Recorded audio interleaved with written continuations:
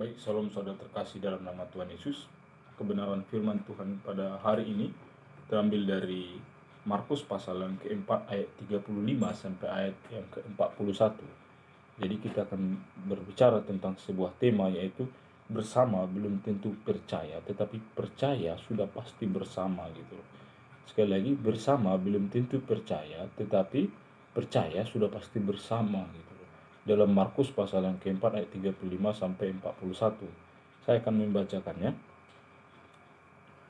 Di bawah satu judul perikop, angin ribut diredakan, ayat 35. Pada hari itu menjelang malam, Yesus berkata kepada mereka, "Marilah kita bertolak ke seberang." Mereka meninggalkan orang banyak itu lalu bertolak bersama Yesus yang sudah ada dalam perahu, dan perahu-perahu lain menyertai dia. Lalu mengamuklah topan yang dahsyat sekali, dan ombak menyembur masuk ke dalam perahu, sehingga perahu itu mulai penuh dengan air. Yesus sedang tidur di buritan memakai bantal. Lalu murid-muridnya membangunkan dia dan berkata kepada, "Guru, tidak pedulikah engkau kita akan binasa?"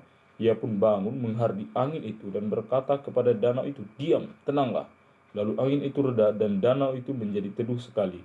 Lalu ia berkata kepada mereka, "Mengapa kamu ketakutan? Belumkah kamu percaya?" Mereka menjadi sangat takut dan berkata seorang kepada yang lain, "Siapa sebenarnya orang ini sehingga angin dan danau pun taat kepadanya?" Baik, saudara terkasih dalam nama Tuhan Yesus, sekali lagi temanya adalah bersama belum tentu percaya, tetapi percaya sudah pasti bersama. Saudara, ketika kita melihat murid-murid Yesus, mereka menghadapi angin taufan dan mereka berkata, "Guru, engkau tidak pedulikah kita akan binasa?" Kira-kira begitu ya. Nah, di dalam Markus pasal 4 ayat 38 itu, istilah guru di situ menggunakan kata didaskale dalam bahasa Yunaninya. Nah, istilah didaskale ini memiliki arti sebagai guru yang mempelajari hukum Taurat gitu loh. Bukan sebagai Tuhan gitu loh. Tetapi yang menarik adalah ketika para murid Yesus itu bersama dengan Yesus, mereka mengenal Yesus secara kasat mata, langsung melihat Yesus, bersama-sama dengan Yesus, melihat mujizat yang Yesus nyatakan di depan mata mereka sendiri. Tetapi ketika mereka dalam goncangan seperti itu, mereka juga tetap ragu.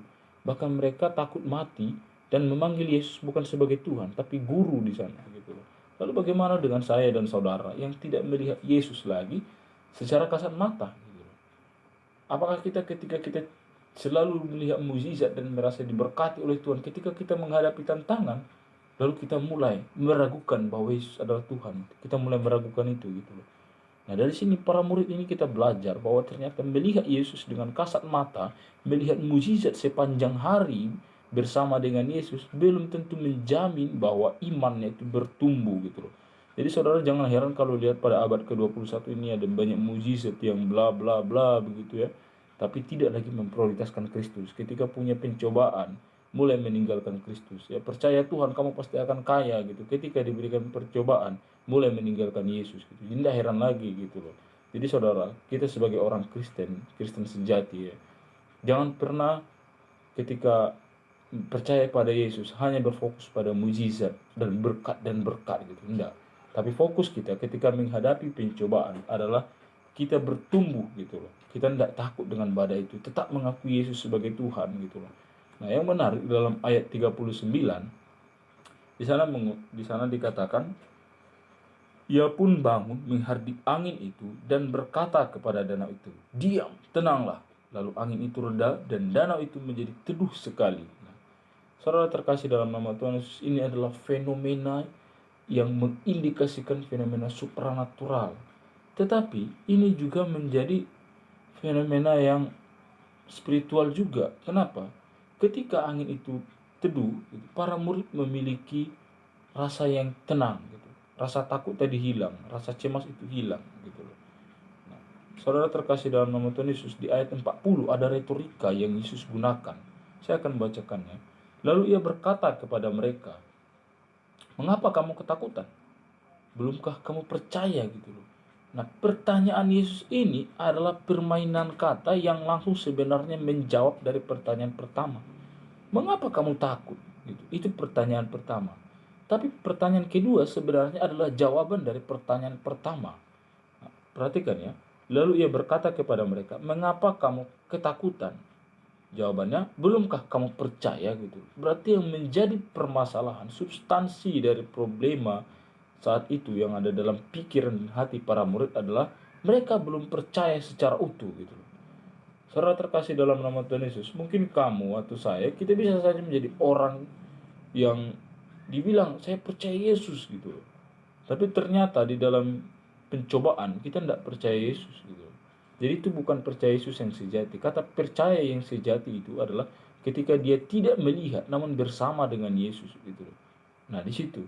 Dan Yesus melihat sebuah konsep iman yang dimiliki oleh para murid saat itu adalah berfokus pada mukjizat dan berkat dan berkat. Nah, dan faktanya ada banyak orang Kristen di abad 21 ini mengikut Yesus adalah supaya menjadi orang kaya. Mengikut Yesus adalah supaya diberkati gitu loh. Kadang-kala kalau kita juga merenungkan setiap beberapa pengkhotbah yang menekankan teologi kemakmuran ya, dia akan berkata begini, contohnya, saudara terkasih dalam nama Tuhan Yesus, ketika kamu mengikut Yesus, percayalah, seluruh pergumulanmu Tuhan akan tolong dan akan pulihkan semuanya. Tuhan gantikan 2 kali lipat. Nah, ini teologi makmur gitu loh. Ketika tidak Tuhan gantikan 2 kali lipat, lalu kita mulai menjengkali Tuhan. Nah, dalam hal ini sama saja kita yang mengatur Tuhan gitu loh. Berarti Tuhan tidak lagi memposisikan dirinya sebagai Tuhan dalam pemikiran kita, dalam kehidupan kita. Tuhan kan yang mengatur segalanya, bukan kita yang mengatur Tuhan gitu. Nah, dari sini kita melihat bahwa Yesus mengerti permasalahan para murid itu, mereka tidak percaya. Begitu juga dengan kita sebagai orang-orang Kristen di abad 21 ya. Karena kekristenan sejati adalah yang percaya, namun ada banyak konsekuensi-konsekuensi logis ya ketika dia menghadapi pencobaan, dia tidak lagi percaya gitu loh. Kita melihat lagi bahwa di dalam perenungan singkat ini saya memberikan sebuah kesimpulan singkat, yaitu ketika kamu memberikan hidupmu agar berharga di mata Tuhan, kamu akan berjalan bersama Tuhan. Ketika kamu percaya penuh dengan kasih Tuhan, maka kamu akan berjalan di jalannya Tuhan. Sekali lagi saya akan ulangi, kesimpulan singkat kita adalah ketika kamu memberikan hidupmu berharga di mata Tuhan, kamu akan berjalan bersama Tuhan. Ketika kamu percaya penuh dengan kasih Tuhan, maka kamu akan berjalan dalam jalannya Tuhan. Oke, demikian kebenaran firman Tuhan kita hari ini. Tuhan Yesus memberkati. Praise the Lord for that. Would you all stand? We're going to begin our singing tonight with hymn number 618. Number 618 in your book. Stand up for Jesus. Number 618 on the first verse all together now. Stand up.